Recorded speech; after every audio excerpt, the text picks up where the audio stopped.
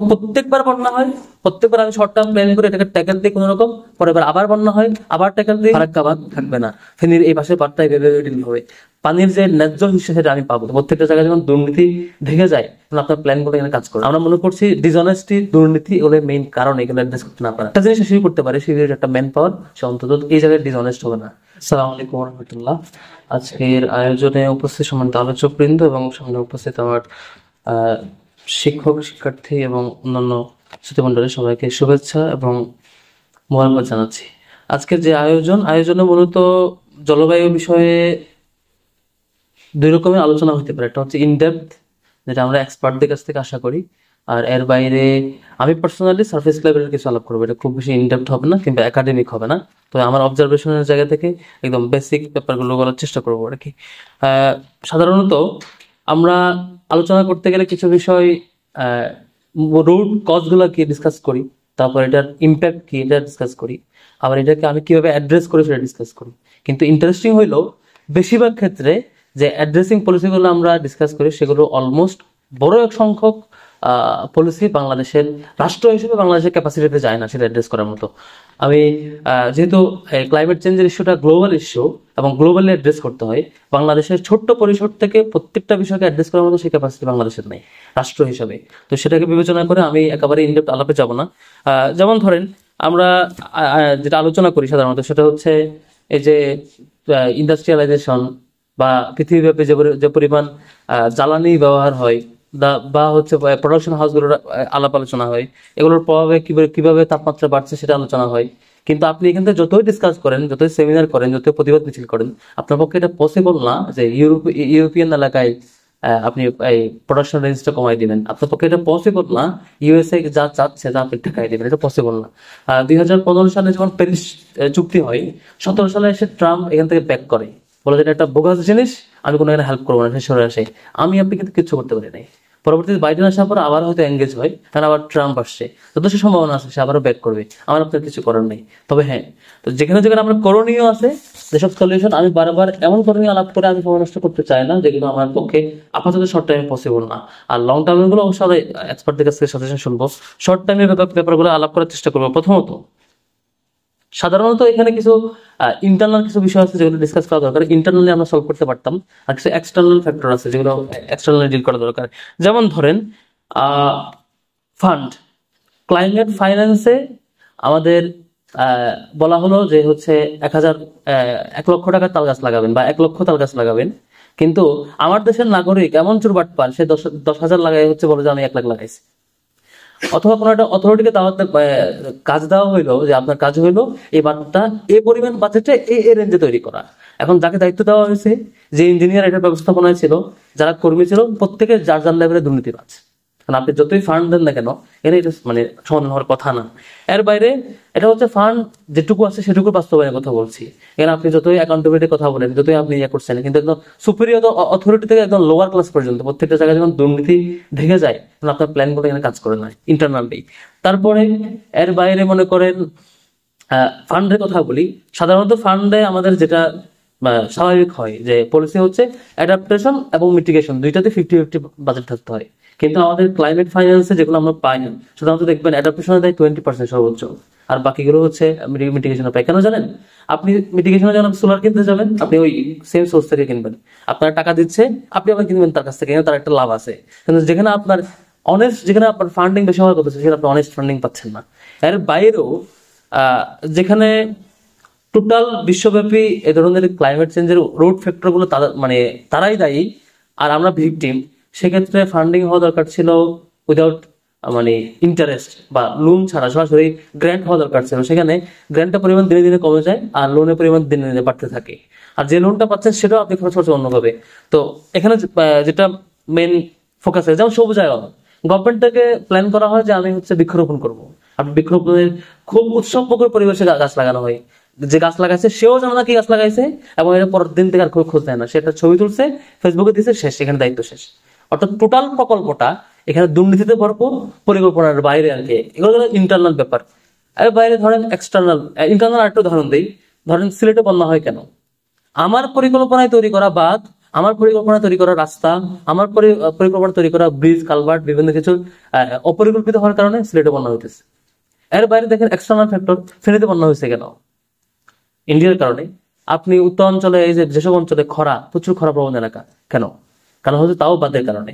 এই এক্সটার্নাল ফ্যাক্টরটা আপনি ডিল করতে চান না, এখানে আপনি পলিটিক্যালি নমনীয় থাকেন। তো যে কারণে আমার কাছে মনে হয় আমাদের আলোচনা হওয়া দরকার। অনেক বড় বড় পলিসি যেগুলো আমি ইউরোপিয়ান ইউনিয়ন কিংবা ইউএসএ কে ডিল করতে আমার শর্ট টাইমে আমি পারি না, এখানে অন্য ফ্যাক্টর। কিন্তু তার চাইতে বেশি জরুরি হলো আমার দেশের মধ্যে ইন্টারনাল এবং আশপাশের ইস্যুকে মাথায় রেখে এক্সটার্নাল যে ফ্যাক্টর গুলো আমাদের ডিল করতে পারা দরকার, এগুলো মাথায় রাখতে হবে। দেখেন, এই খরা প্রবণ এলাকায় একটা ইউনিয়নে মনে করেন হচ্ছে আপনার ইন্ডিয়ার বাঁধের কারণে প্রচুর খরা, এখানে রেগুলার খরা হয়।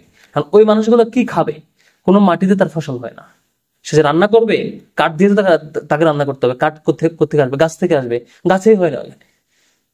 পুরো এলাকা যখন এভাবে খরা প্রবণ হয়, তাকে এলাকা ছাড়তে হয়। অথবা কখনো হয় আমি তো এলাকা ছেড়ে থাকতে পারবো না, আমার এখানে থাকা লাগবে। এখন পোলারে বলে যে হচ্ছে তোমার পড়াশোনা করার দরকার নেই, তুমি এখান থেকে এটা আনবা, তুমি ওই এলাকায় যাবা, কাঠ আনবা, তুমি ওখানে ফসল করবা, দূরে গিয়ে কাজ করবা, তখন তার পড়াশোনা শেষ। শুধু ফ্যামিলির জীবিকা নির্বাহের জন্য শুরু থেকে ওই ফ্যামিলিগুলো দেখবেন প্রাইমারি শিক্ষা ওটাও ঠিক মতো পাচ্ছে না। অর্থাৎ এই যে বন্যা, ফেনীতে কি হয়েছে? ফেনীতে টোটাল কমিউনিটির একটা রেগুলার স্ট্রাকচারটা ভেঙে গেছে। বিপরীতে এখন এটাকে জন্য আপনি এখানে এটা এই যে ক্ষতিটা হলো, এই ক্ষতিটা এখন আপনি চেক দিতে চান, এটা আবার মানে এটাকে রিকভার করতে চান, আপনাকে বাজেট দেওয়া হলো। আর আপনাকে যখন বলা হবে যে ভিকটিম 50 জনের লিস্ট করেন, আপনি বেছে বেছে লিস্ট করেন যে 50 জন সম্পদশালী আপনার ক্লোজ মানুষ, আপনি ভিকটিম দেখে কিন্তু চুজ করেন না। অর্থাৎ এখানে প্রাইমারিলি যতটুকু না সমস্যা, তার সাথে আমরা নিজেরাই বড় সমস্যা, আমরা নিজেরাই সমাধানের জন্য পারফেক্টলি এখানে অ্যাড্রেস করি না আর কি। তো সেদিক থেকে আমরা আমি পার্সোনালি যেটা মনে করি আর কি, লং টাইমের পাশাপাশি শর্ট টাইমে কিছু বিষয় আমাদের থেকে সিরিয়াসলি ফোকাস থাকা দরকার। নাম্বার 1 হচ্ছে একদম ফার্স্ট যেটা, সেটা হচ্ছে প্রত্যেকটা কাজে আমার অ্যাকাউন্টেবিলিটি এবং ট্রান্সপারেন্সি নিশ্চিত করার চেষ্টা করা। গভর্নমেন্টের উচিত হলো আমি যেটুকু কাজ করবো সেটা ট্রান্সপারেন্সি থাকে এবং অ্যাকাউন্টেবিলিটি থাকে। না থাকলে যদি বাজেট আসলে না কেন সেটা কাজ হবে না। দ্বিতীয়ত হচ্ছে ইন্টারন্যাশনাল সোর্স থেকে যে ফান্ডগুলো আসে, সেই ফান্ডগুলো সময় আমার হাত থেকে না, সে না দিলে আমি তার কাছে জোর করে আনতে পারি না। হয়তো কপে গিয়ে 28টা কপ হয়ে গেল, কপে গিয়ে হয়তো আমি একটু প্রতিবাদ করি বা একটু বক্তব্য দিয়ে চলে আসি, এর বেশি কিছু আমি করতে পারি না। কিন্তু এটা তো করতে পারি, আমার নিজস্ব সোর্সও থাকে। যেমন ফেনীর বন্যা পরবর্তী ট্যাকেল দেওয়ার জন্য বাংলাদেশের নিজস্ব সোর্স তো সবচেয়ে ইনস্টা হেল্প করছে। কিন্তু আমার নিজস্ব ফান্ডে যদি নিজস্ব একটা ফান্ডের যদি সুযোগ থাকতো, সেটা যদি আমি অনেস্টলি ডিল করতে পারতাম, তাহলে হয়তো আমাদের বেশিরভাগ প্রবলেম আমরা সলভ করতে পারতাম। তো এই জায়গায় এই জিনিসটা আমরা নিজেরা রেসপন্সিবল পার্সনরা ডিসঅনেস্ট, যে কারণে আমার টোটাল প্রজেক্টগুলো ফেল করে আর কি। তো এই জন্য আমার কাছে মনে হয় যে শুধু এইরকম সেমিনারের মধ্য দিয়ে অ্যাওয়ারনেস তৈরি করার পাশাপাশি অ্যাওয়ারনেস তৈরি না করে, অ্যাওয়ারনেস তৈরি করার পাশাপাশি মানুষগুলো কিভাবে হলে অনেস্ট হয়, মানুষ কিভাবে হলে সে অ্যাকাউন্টেবিলিটির আওতাভুক্ত আসে, দায়িত্বশীল ব্যক্তিবর্গরা চুরিবাটপারি করবে না, তার কাজটা অনেস্টলি সেটুকু সে ওন করতে পারবে, সে রিয়েল ভিকটিমটাকে বের করে তাকে ফ্যাসিলিটেট করবে, তার মতো করে সে এখানে স্বজনপ্রীতির আশ্রয় নেবে না, সে এখানে লুকোচুরি করবে না, এটুকু অ্যাসিউর করতে পারলে আমার মনে হয় একটা বড় কাজ বাংলাদেশের পক্ষে হয়। এর বাইরে আন্তর্জাতিকভাবে আমাদের টোটাল ক্লাইমেট ইস্যুতে বড় বড় যে ধাক্কাগুলো হয়, যেমন মনে করেন এই যে সাইক্লোনের ইন্টেন্সিটি এবং সাইক্লোনের ফ্রিকোয়েন্সি যেভাবে বাড়ছে, এখানে আপনি কি করতে পারেন? মেজর কিন্তু আপনি শর্ট টাইমে কিছু করতে পারেন না, কিন্তু আপনি তার পরবর্তীতে যে পরিমাণ স্টেপ গুলো নেন, যে পরিমাণ অ্যাডাপটিভ মেজারমেন্ট গুলো নেন, এগুলো তো আপনার লং টাইমে প্ল্যান নেওয়ার সুযোগ আছে।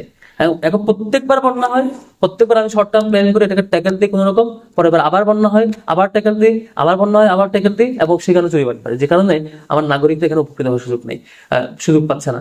আমার কাছে মনে হয় এদিক থেকে আমাদের প্রাইমারি করণীয় হইলো আমাদের ইন্টারনাল ফ্যাক্টরের পাশাপাশি ইন্টারনাল ফ্যাক্টর ডিল করবো, এর বাইরে এক্সটার্নাল ডিল করার আমরা পারি না। এখানে অন্তত কোনটা পসিবল এটাকে মার্ক করা, যে আমার পক্ষে অন্তত এটা পসিবল যে ভারতের এই বাদ থেকে আমি এই জিনিস আমি ডিল করবো, ফারাক্কা বাদ থাকবে না, ফেনীর এই পাশের বাদটা এইভাবে ডিল হবে, পানির যে ন্যায্য হিসেবে সেটা আমি পাবো, যেখানে যেটুকু পসিবল এটা শর্ট টাইমে ডিল করা, আর যেটা পসিবল এখন না সেটা লং টাইমে ধীরে ধীরে পুশ করতে পারা দরকার।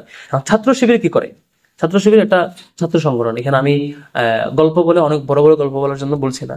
এর ছাত্র সংগঠন হিসেবে তার একটাই টার্গেট, সেটা হলো ছাত্র সংঘ তার অধীনস্থ তার ম্যান পাওয়ার যে ছাত্ররা তারা যাতে দেশের জন্য রেডি হয়, সেদিক থেকে ক্লাইমেট চেঞ্জকে একটা চ্যালেঞ্জ হিসেবে মাথায় রেখে শিবির তার ক্যাডার সিস্টেমের মধ্যে যে সিলেবাস, সেই সিলেবাসের মধ্যে প্রাইমারিলি ক্লাইমেটকে কেন্দ্র করে কিছু সিলেবাসের কিছু বই এবং আলোচনা সিলেবাসভুক্ত করেছে, যাতে করে এখানকার ম্যান পাওয়াররা এটা নিয়ে সচেতন হতে পারে। এখানে যেহেতু সবাই স্টুডেন্ট জায়গায় সে প্রিপেয়ার হওয়াটা আমাদের মেন চ্যালেঞ্জ। এর পাশাপাশি সবচেয়ে বড় যে কাজটা করার চেষ্টা করছে সেটা হচ্ছে, আমরা মনে করছি ডিসঅনেস্টি, দুর্নীতি এগুলো মেইন কারণ, এগুলো অ্যাড্রেস করতে না পারা। তা আমি একটা জিনিস শুরু করতে পারি, শিবিরের একটা ম্যান পাওয়ার, সে অন্তত এই জায়গায় ডিসঅনেস্ট হবে না, সে ফাইন্যান্সের ইস্যু করতে সে ডিসঅনেস্ট হতে পারবে না, সে অনেস্ট এগুলো ডিল করবে, সে অন্তত এখানে চুরি বাটপারি করবে না। আর আরেকটা কাজ করে শিবির এখন পর্যন্ত করে আসছে, সেটা হচ্ছে ডিউরিং ডিজাস্টার এবং পোস্ট ডিজাস্টার পিরিয়ডে আমাদের শিবির চেষ্টা করে এটা প্রোঅ্যাক্টিভলি রেসপন্স করা এবং অনেস্টলি রেসপন্স করা। এর আগেও চেষ্টা করছে, সামনেও চেষ্টা করবে। শিবির এই কয়েকটা জায়গায় শিবির তার কাজ করবে। পাশাপাশি এই জনবল যাতে ক্লাইমেট চেঞ্জকে মাথায় রেখে তার পরবর্তী করণীয়টি আগাইতে পারে, সে যেখানে যায় সেখানে রুল করতে শিবির তার মতো করে ক্যাডার সিস্টেম এটাকে অ্যাকোমোডেট করে তার চেষ্টা চলমান রাখছে।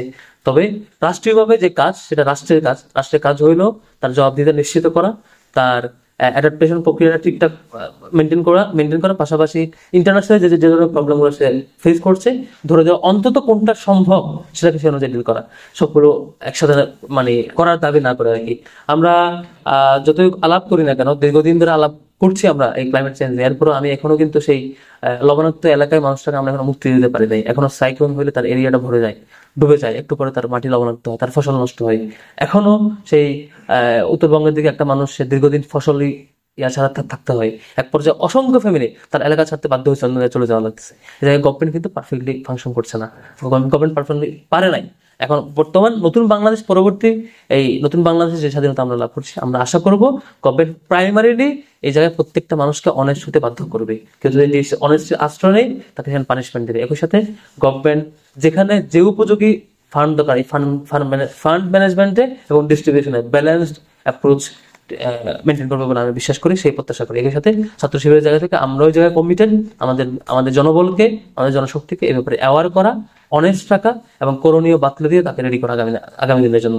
আল্লাহর কাছে দোয়া করি রব্বুল আলামিন আমাদের দেশকে যে পরিমাণ চ্যালেঞ্জের মুখোমুখি রেখেছেন ক্লাইমেট কেন্দ্রে, এই চ্যালেঞ্জগুলো মুখোমুখি এগুলো ফেস করবার জন্য আমাদের এদেশের নাগরিককে প্রস্তুতি নিয়ে আগামী দিন ফেস করার সে তৌফিক দিক, এবং এই জনগণকে, বঞ্চিত জনগণকে এই ধরনের ক্রাইসিস থেকে তাকে জনগণ যাতে মুক্ত থাকতে পারে এবং পারফেক্টলি অ্যাড্রেস করতে পারে, সেই দোয়া এবং শুভকামনাকে আমি আমার কথা শেষ করছি। আসসালামু আলাইকুম।